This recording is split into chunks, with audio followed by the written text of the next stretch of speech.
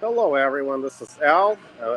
You've been following my channel for quite a while. Stay tuned for more travel tips.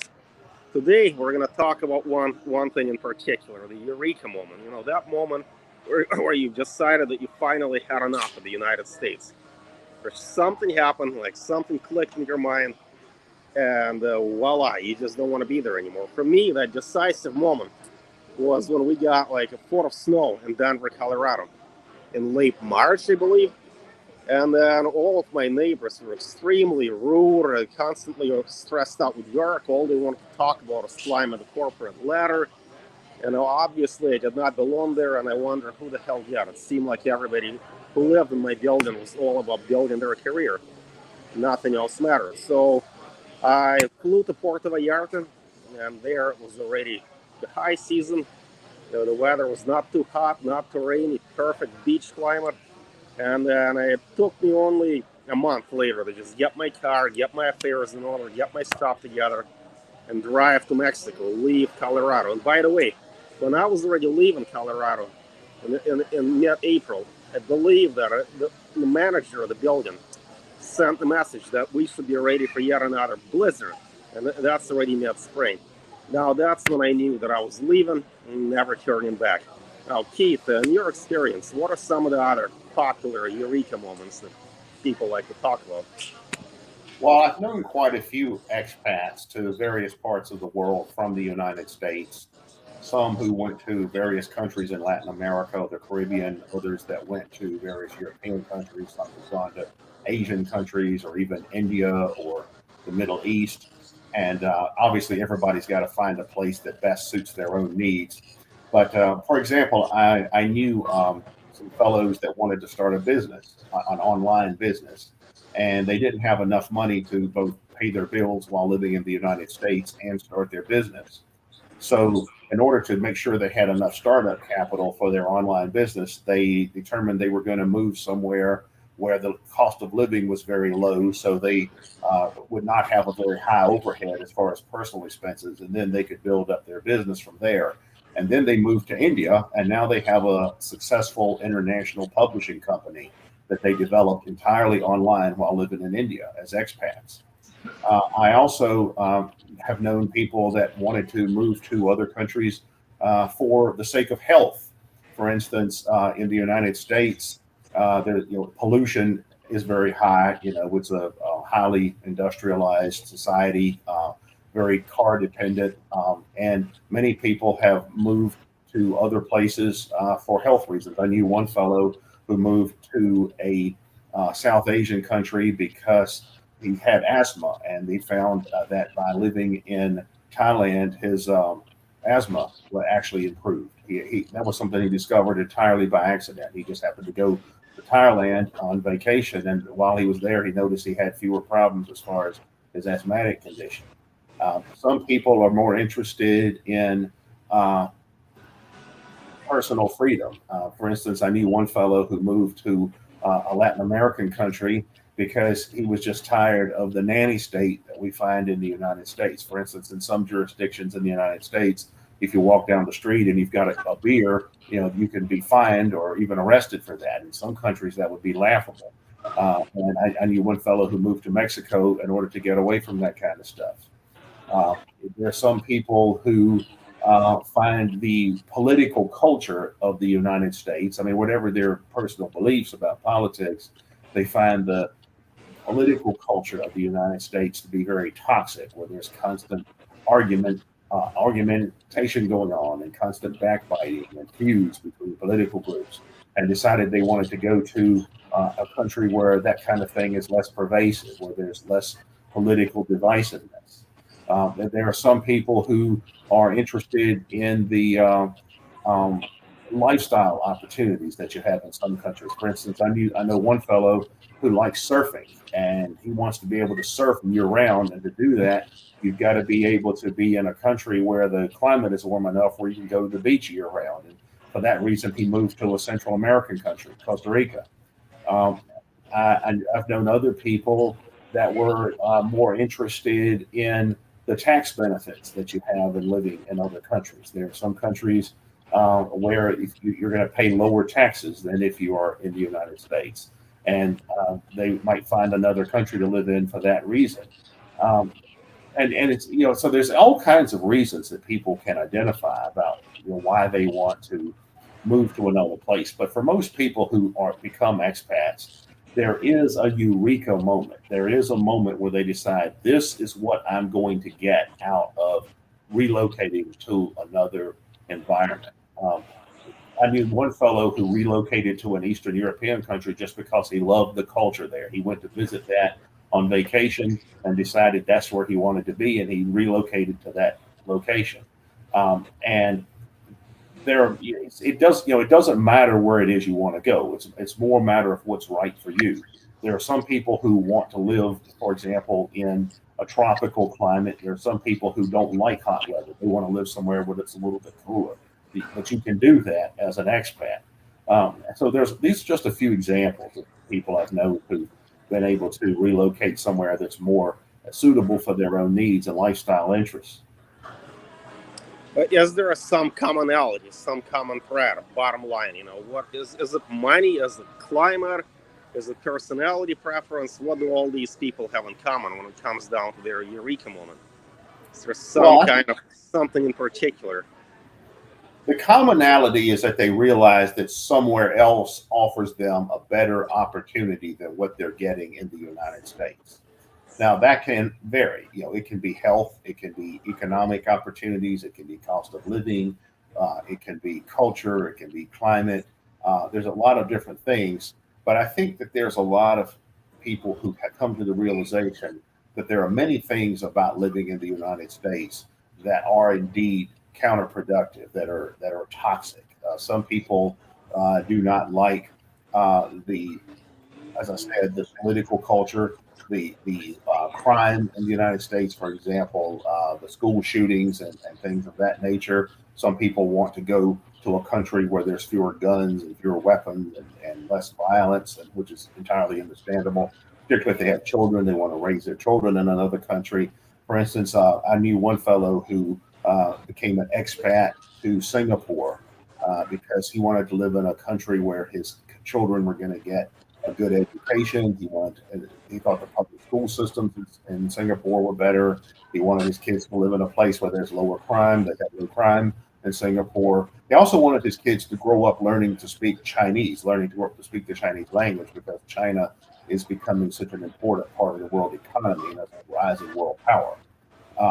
So sometimes family considerations of that type are important, but it can be widely divergent in terms of what your motivations are. That's up to you. Your motivations for becoming an expat are up to you. What motivates one person is not going to motivate another person.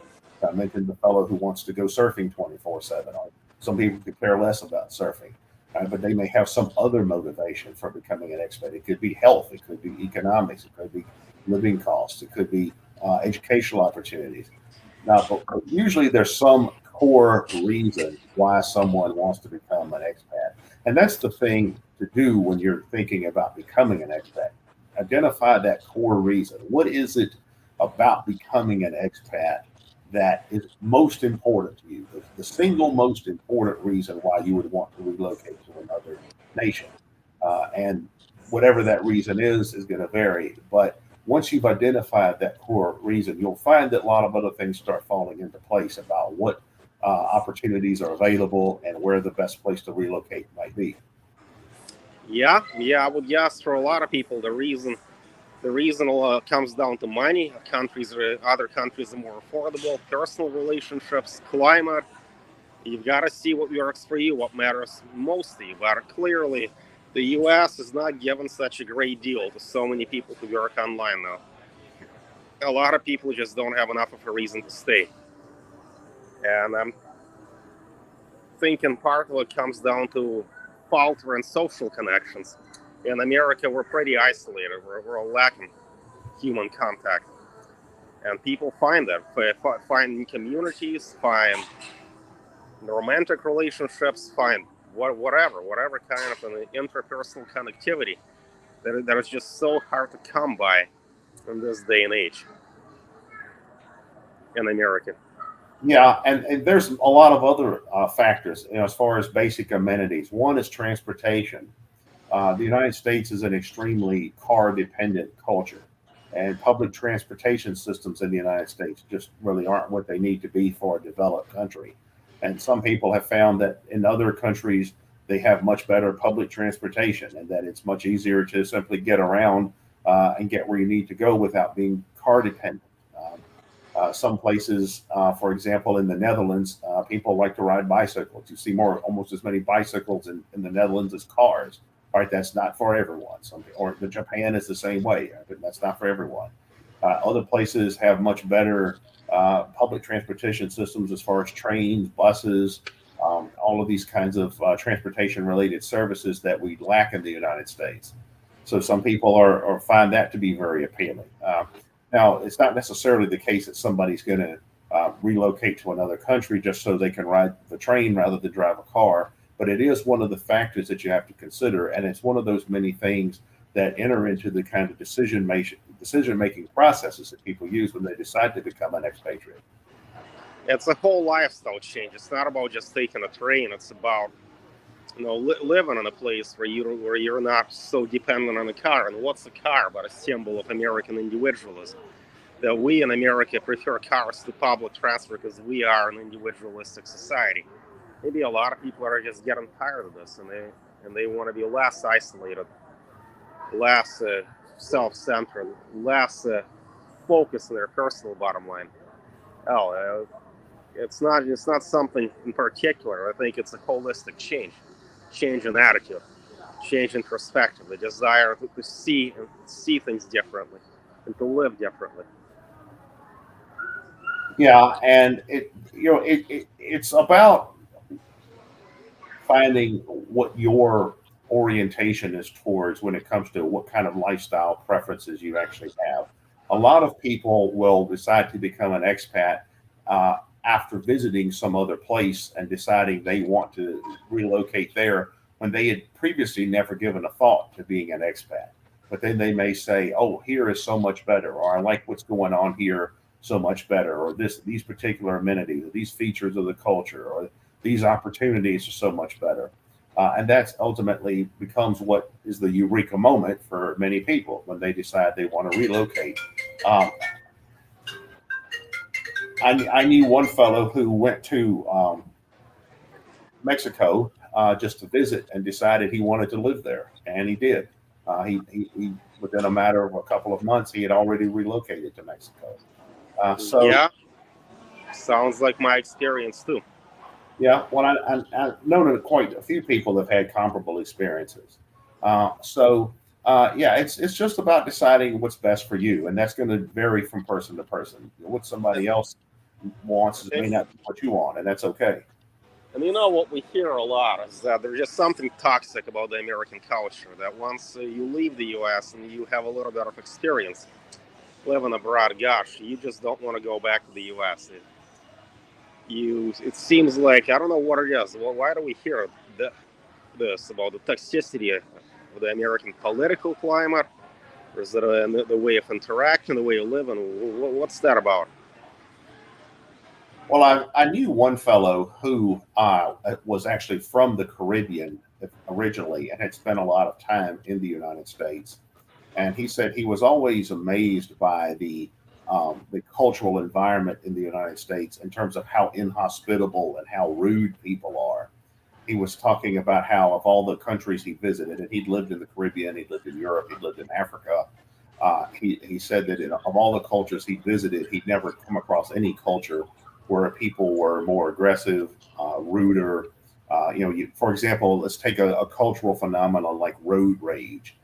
You're much less likely to see road rage taking place in some other or many other cultures because people just don't have that mindset. You don't have this kind of competitive, aggressive individualism where you have this idea that if somebody pulls out in front of you on the street, it's an automatic affront to your ego or something like that, where you have to go fight this person or something. Now you find a lot of cultures around the world where people just don't think like that. People are a lot more, I would say, socially adjusted in the sense that they understand that conflict with other people is just an inevitable part of life, and you've got to deal with it the best you can and make things work for everybody. And you find fewer people in American culture with that kind of attitude. And that's one thing that many people from other countries find very off-putting about Americans. And it's one reason why I found a lot of people who are Americans who become expats. It's one thing that they like about going elsewhere. Yeah, and take road rage and having more guns than people in the U.S., that's a lethal combination. No, that's one thing that nobody misses once they leave. And you know what? I've never actually heard anybody tell me that they miss America. I've heard immigrants in the U.S. say they miss their home country and they want to visit. But I've never, ever heard of any kind of homesickness coming from Americans. I don't know what the difference is. Yeah, I've encountered very few, if any, expats who actually regretted becoming an expat. Um, and usually because expats are very motivated. Once they realize they want to become an expat, there's a serious reason for it, and they go about identifying a place that's best for them, and then that's where they relocate to. There are expats who are digital nomads who travel from place to place, and that's fine. Some people don't want to be static in one location; they want to go to a lot of different places. I knew a fellow who lived on cruise ships. He was basically on a permanent cruise ship passenger. He would just go from one cruise to another. That's fine. That's what worked for him. He was able to still make a living online, so it worked pretty well for him. And if that's what you want to do, that's fine. That's a perfectly legitimate way of life. All right. Thanks so much, guys. Thank you for listening. We will be hearing from us again soon.